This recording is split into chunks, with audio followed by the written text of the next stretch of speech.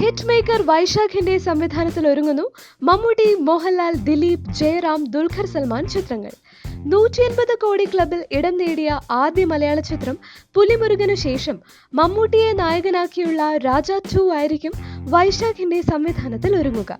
ഉദയ് കൃഷ്ണയുടെ തിരക്കഥയിൽ ഒരുങ്ങുന്ന ചിത്രം ഒരു കംപ്ലീറ്റ് ഫാമിലി മാസ് എന്റർടൈനർ ആയിരിക്കും. പോക്കിരി രാജയിലെ മമ്മൂട്ടിയുടെ കഥാപാത്രത്തെ കേന്ദ്രീകരിച്ച് മറ്റൊരു കഥ പറയുന്ന ചിത്രത്തിന്റെ നിർമ്മാതാവ് ടോമിച്ചൻ മുളകുപാടമാണ്. ശ്രീ ഗോകുലം ഫിലിംസിന്റെ ബാനറിൽ ഗോകുലം ഗോപാലൻ നിർമ്മിക്കുന്ന മറ്റൊരു ചിത്രത്തിൽ ജയറാമാണ് നായകൻ. ഈ ബിഗ് ബജറ്റ് 3D ചിത്രത്തിന്റെ തമിഴ്, തെലുങ്ക് വേർഷനുകളും ഉണ്ടാകും.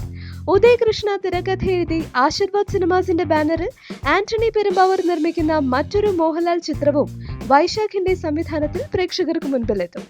ദിലീപ് നായകനാകുന്ന IFAR ഇന്റർനാഷണൽ പ്രൊജക്റ്റും ദുൽഖർ സൽമാനെ നായകനാക്കിയുള്ള ഒരു ഹൈ വോൾട്ടേജ് മാസ് എന്റർടൈനറുമാണ് വൈശാഖിന്റെ വരാനിരിക്കുന്ന മറ്റു ചിത്രങ്ങൾ.